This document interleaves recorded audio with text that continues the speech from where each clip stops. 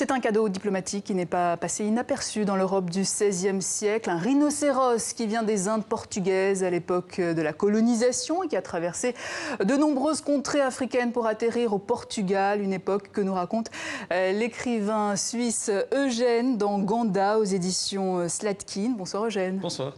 C'est donc une vision de l'histoire, de la colonisation, racontée de manière très décalée. Quand j'ai lu ce livre, je me suis demandé quelle est la part de vérité, quelle est la part de fiction. Une grande part de vérité. C'est ça qui m'intéressait. Toute la structure, tout le canevas est vrai.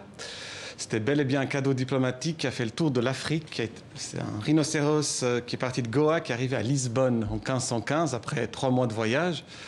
L'idée, c'était sortir en fait aussi de l'ethnocentrisme, hein, oui. Centré sur donc cette grandeur européenne de l'époque, avec notamment l'histoire de ces navigateurs européens. C'est Vasco de Gama qui débarque sur la côte Malabar en Inde et en guise de cadeau diplomatique, le roi de Calicut, au roi de Calicut, il lui offre des vieilleries en fait. Il lui offre des pots de miel, des chapeaux et des pots de chambre. C'est complètement absurde parce qu'il n'avait plus grand chose comme cadeau. Le voyage était tellement long.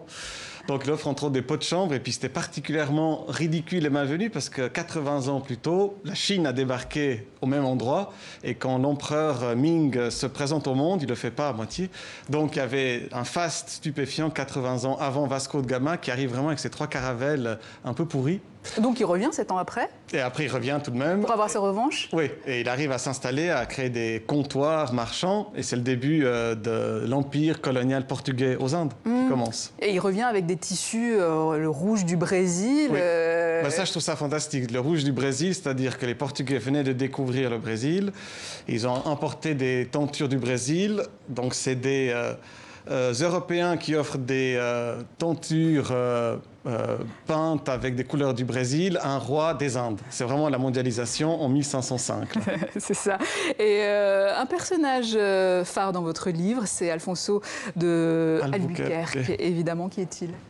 C'est un navigateur, un capitaine, et il avait une très haute opinion de lui-même. Qui se comparait à Alexandre le Grand. Oui, enfin, en tout cas, c'était un conquérant pour de vrai. Oui, bien sûr. Ses conquêtes allaient du détroit de Malacca à Ormuz, donc une portion de mer gigantesque qu'il avait sous son contrôle. Il a été oublié, j'en fais un chapitre, c'est le chapitre qui s'appelle Le Club des oubliés. Lui vraiment l'a oublié. D'ailleurs, ce rhinocéros qui a fait le tour du monde pour arriver à Lisbonne aussi a été oublié. A2A, hein, vous le surnommez. Lui, je le surnomme A2A. Oui. Albuquerque, c'est lui qui proclame Goa comme capitale des Indes portugaises. Voilà, il a pris Goa et il lui fallait un lieu pour démarrer la conquête de l'Inde. Ça s'est assez vite arrêté pour lui. Il est resté quelques années à Goa. Goa qui était aux mains des musulmans à l'époque. Oui. Et donc, il a massacré tous les musulmans de Goa. Il a fait, en tout cas, à son avis, table rase.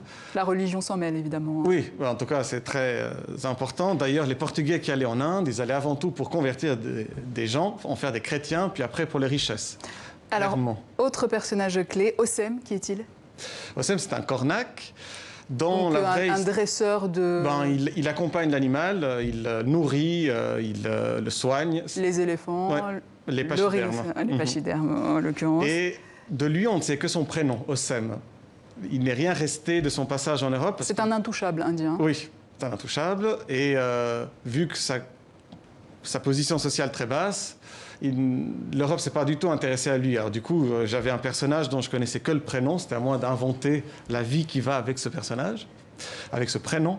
J'en ai fait un malin, un très malin, qui n'hésite, qui n'a aucun frein pour essayer de remonter dans la hiérarchie sociale. Alors, A2A a conquis énormément de terres arabes et en récompense, le roi du Portugal lui offre cette position de vice-roi des Indes portugaises qui lui dit pas de conquête territoriale, mais il demande au sultan du Gujarat de pouvoir construire un fort militaire. Le sultan refuse, en échange, il lui offre une forteresse vivante, c'est-à-dire un rhinocéros. Ganda. Ganda, ça veut dire rhinocéros en indien. Bon, alors, A2A, ne sait pas quoi faire de cette bête. De toute façon, il n'en a rien à faire à Goa. Donc, il y a un principe, c'est qu'on ne rend jamais un cadeau, on le recycle.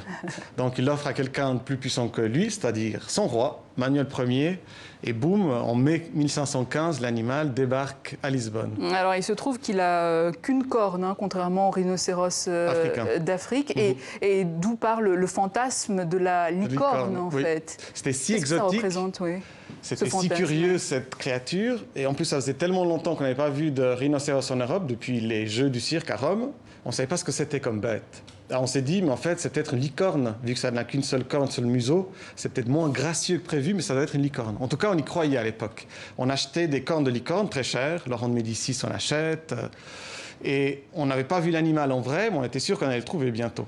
L'Europe croyait à la licorne. Du coup, on entre dans le merveilleux, parce qu'il y avait une licorne qui débarque à Lisbonne en 1515.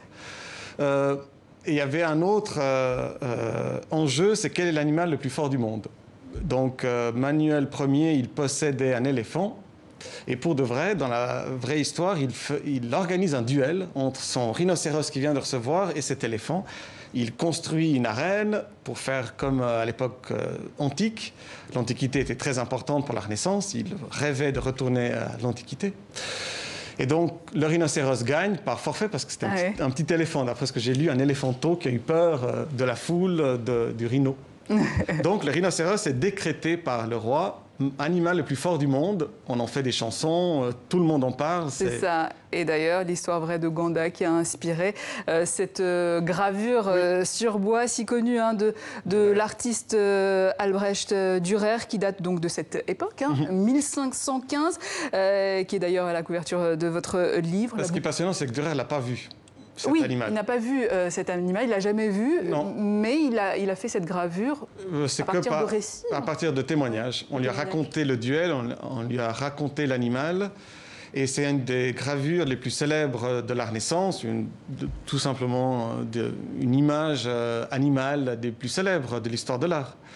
Moi, je connaissais cette image-là, puis après, en découvrant toute l'histoire qu'il y a derrière, comment le rhinocéros débarque en Europe, tout ce que ça signifie pour l'Europe. Ce qui m'intéressait aussi, c'est de parler de notre époque. Le rhinocéros qui est un cadeau diplomatique vivant qui traverse le monde, ça parle de nous, tout ce qu'on s'autorise à faire avec les animaux. Jusqu'où on peut aller. En plus, en 1515, il n'y avait pas de femelle rhinocéros qui l'accompagnait, donc il avait une vie solitaire, absurde, sur un bateau, puis après à la cour des rois. Tout ça, ça parle de nous. Déjà en 1515, il y a quelque chose de très moderne. Eugène, merci beaucoup. Ganda aux éditions Slatkin, qui fête ses 100 ans cette année. Un siècle de Slatkin. Un siècle. Merci beaucoup à vous. Merci à vous.